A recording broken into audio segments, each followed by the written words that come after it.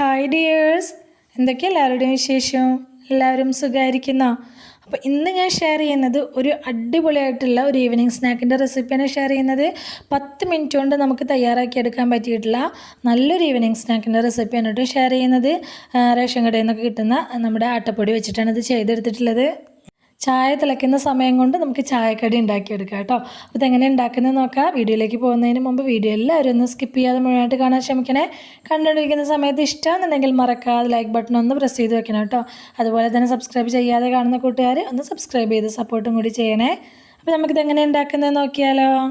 അതിനായിട്ട് ഞാനിപ്പോൾ ഒരു ബൗൾ എടുത്ത് വെച്ചിട്ടുണ്ട്. അതിലേക്ക് 1 കപ്പ് ആട്ടപ്പൊടിയാണ് ഇട്ട് കൊടുക്കുന്നത്. ഞാൻ ഇത് റേഷൻ കടയിൽ നിന്ന് കിട്ടിയിട്ടുണ്ടായിരുന്ന ഗോതമ്പ് പൊടിയാണ് കേട്ടോ എടുത്തിട്ടുള്ളത്. 1 കപ്പാണ് എടുത്തിട്ടുള്ളത്. കൂടുതൽ വേണമെന്നുള്ളവർക്ക് ഈ പൊടിയുടെ അളവും ബാക്കിയുള്ള ഇൻഗ്രീഡിയൻസൊക്കെ കൂടുതൽ കൂട്ടിയെടുക്കുക കേട്ടോ. അപ്പോൾ അതിലേക്ക് ഒരു വലിയ സവാള ചെറിയ പീസാക്കി കട്ട് ചെയ്തിട്ട് അത് ചേർത്ത് കൊടുക്കുന്നുണ്ട്. പിന്നെ ഇതിലേക്ക് ചേർത്ത് കൊടുക്കുന്നത് പച്ചമുളകാണ്. ഞാനൊരു 2 പച്ചമുളക് ചേർത്തിട്ടുണ്ട്. അത്യാവശ്യം നല്ല എരിവുള്ള പച്ചമുളകാണ് കേട്ടോ. ഒരു പിടിയോളം മല്ലിയില കട്ട് ചെയ്തതും കൂടി ചേർത്ത് കൊടുക്കുന്നുണ്ട്. ഒരു കുഞ്ഞ് പീസ് ഇഞ്ചി കുനുകുന കട്ട് ചെയ്തതും കൂടി ചേർക്കുകയാണ്.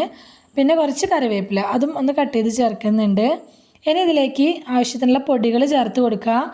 ഞാനിപ്പോൾ 1 ടീസ്പൂൺ ചിക്കൻ മസാലപ്പൊടിയാണ് ചേർക്കുന്നത്. 1 ടീസ്പൂൺ മുതൽ 1.5 ടീസ്പൂൺ വരെയൊക്കെ ചേർക്കാം കേട്ടോ. പിന്നെ ചില്ലി ഫ്ലേക്സ് ആണ് ചേർത്തിട്ടുള്ളത്. 3/4 ടേബിൾ സ്പൂൺ ചില്ലി ഫ്ലേക്സ് ചേർത്തിട്ടുണ്ട്. ഓരോരുത്തരെയും എരിവിനനുസരിച്ച് ചേർത്ത് കൊടുക്കുക. പിന്നെ ഞാൻ ചേർത്തിട്ടുള്ളത് കായപ്പൊടിയാണ്. ഒരു 1/2 ടീസ്പൂൺ കായപ്പൊടി ഞാൻ ചേർത്തിട്ടുണ്ട്. ഉപ്പ് ചേർത്ത് കൊടുക്കുന്നുണ്ട്. പിന്നെ കുറച്ച് സോഡാപ്പൊടിയും കൂടി ചേർത്ത് കൊടുക്കുകയാണ്.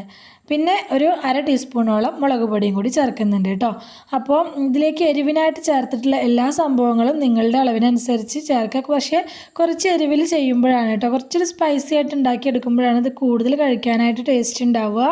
പിന്നെ ഇതിലേക്ക് ഞാൻ ചിക്കൻ മസാലപ്പൊടി ചേർത്തിട്ടുണ്ട്. ചിക്കൻ മസാലപ്പൊടി കയ്യിലില്ലാത്തവർ ഗരം മസാലപ്പൊടി ചേർത്ത് കൊടുക്കാം. പക്ഷേ ഒന്നുകൂടി ടേസ്റ്റ് ചിക്കൻ മസാലപ്പൊടി ചേർക്കുമ്പോഴാണ് കേട്ടോ.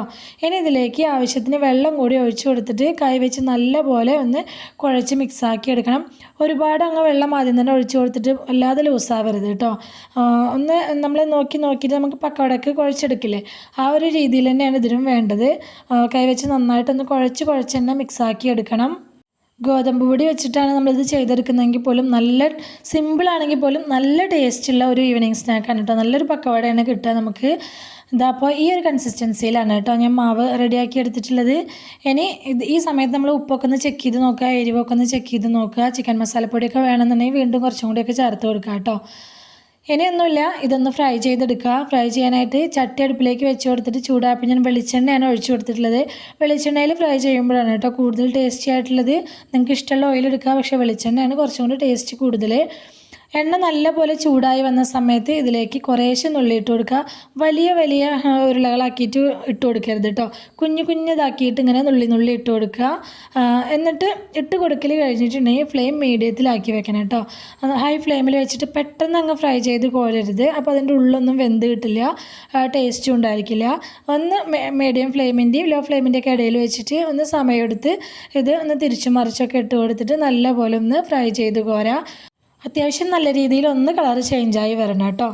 അപ്പോൾ പുതുതായിട്ട് കാണുന്ന കൂട്ടുകാരോടാണ്, നമ്മുടെ ചാനലിൽ നല്ല റെസിപ്പീസൊക്കെ ഞാൻ പോസ്റ്റ് ചെയ്തിട്ടുണ്ട്. സ്നാക്സിൻ്റെയും റൈസിൻ്റെയും ഡ്രിങ്ക്സിൻ്റെയും പുഡിങ്സിൻ്റെ ഒക്കെ, അതുപോലെ ബ്രേക്ക്ഫാസ്റ്റും ഒക്കെ നല്ല റെസിപ്പീസ് ഞാൻ പോസ്റ്റ് ചെയ്തിട്ടുണ്ട്.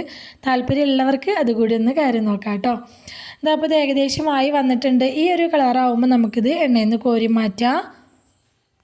ഈ ഒരു രീതിയിൽ തന്നെ ബാക്കിയുള്ള മാവ് കഴിയുന്നത് വരെ ഇതുപോലെ നുള്ളിയിട്ട് കൊടുത്തിട്ട് ഫ്രൈ ചെയ്ത് കോരാം കേട്ടോ. ഞാനിപ്പോൾ എല്ലാതും മുഴുവനായിട്ട് ഇവിടെ ഫ്രൈ ചെയ്ത് കോരിയിട്ടുണ്ട്. നമ്മൾ ഇത് എണ്ണയിലേക്ക് നുള്ളിയിട്ട് കൊടുക്കുന്ന സമയത്ത് എണ്ണയ്ക്ക് ചൂടുണ്ടായിരിക്കണം. നുള്ളി ഇടൽ കഴിഞ്ഞിട്ടുണ്ടെങ്കിൽ ഫ്ലെയിം ഒന്ന് കുറച്ച് വെച്ചിട്ട് ഫ്രൈ ചെയ്തെടുക്കാം കേട്ടോ. അതപ്പോൾ മുഴുവനായിട്ട് ഞാൻ ഇവിടെ ഫ്രൈ ചെയ്ത് എടുത്തിട്ടുണ്ട്. 1 കപ്പ് ഗോതമ്പ് പൊടി കൊണ്ട് 1 പ്ലേറ്റ് നിറയെ ചായക്കടി നമുക്ക് തയ്യാറാക്കി എടുക്കാൻ പറ്റും കേട്ടോ. എളുപ്പമാണ്. വെറും 10 മിനിറ്റ് പോലും തികച്ച് വേണ്ട ഈ ഒരു ചായക്കടി നമുക്ക് തയ്യാറാക്കി എടുക്കാനായിട്ട്. ഗോതമ്പ് പൊടി വെച്ചാൽ ചെയ്തെടുത്തെങ്കിൽ പോലും നല്ല ടേസ്റ്റാണ്. നമ്മൾ കടലപ്പൊടി വെച്ച് ചെയ്തെടുക്കുന്ന പോലെ തന്നെ നല്ല അടിപൊളി ടേസ്റ്റിൽ തന്നെ നമുക്കിത് കിട്ടും കേട്ടോ. കണ്ടോ, അതിൻ്റെ ഉള്ളിലത്തെ ടെക്സ്ചറൊക്കെ കണ്ടോ, അടിപൊളിയായിട്ട് തന്നെ കിട്ടിയിട്ടുണ്ട്. ഗോതമ്പ് പൊടി വെച്ചിട്ട് ഇതുപോലെ സ്നാക്ക് ഇതുവരെയും തയ്യാറാക്കി നോക്കാത്തവർ തീർച്ചയായിട്ടും ഒന്ന് തയ്യാറാക്കി നോക്കുക കേട്ടോ. എല്ലാവർക്കും ഇഷ്ടമാവും. അപ്പോൾ ഇന്നത്തെ നമ്മുടെ ഈവനിങ് സ്നാക്ക് റെസിപ്പി എല്ലാവർക്കും ഇഷ്ടമായി എന്ന് വിചാരിക്കുകയാണ്. ഇഷ്ടമായിട്ടുണ്ടെങ്കിൽ എല്ലാവരും മറക്കാതെ ലൈക്ക് ചെയ്യണേ, ഹൈപ്പ് ചെയ്യണേ. നിങ്ങളുടെ അഭിപ്രായങ്ങളെല്ലാം കമൻറ്റായിട്ട് പറയണം. റെസിപ്പി ഇഷ്ടമായിട്ടുണ്ടെങ്കിൽ അത് നിങ്ങൾക്ക് ഉപകാരപ്പെട്ടു എന്ന് തോന്നുന്നുണ്ടെങ്കിൽ നിങ്ങളുടെ ഫ്രണ്ട്സിനും ഫാമിലിക്കും ഒക്കെ ഒന്ന് ഷെയർ ചെയ്ത് കൊടുക്കുക കൂടി വേണേ. ഇതുവരെ കൂടെ നിന്ന് സപ്പോർട്ട് ചെയ്തിട്ടുള്ള എൻ്റെ എല്ലാ മുത്തുമണികൾക്കും ഒരുപാട് നന്ദി. എന്നാൽ ശരി, സിമ്പിൾ ആൻഡ് ടേസ്റ്റി റെസിപ്പിയുമായി ഞാൻ വീണ്ടും വരാം. Bye.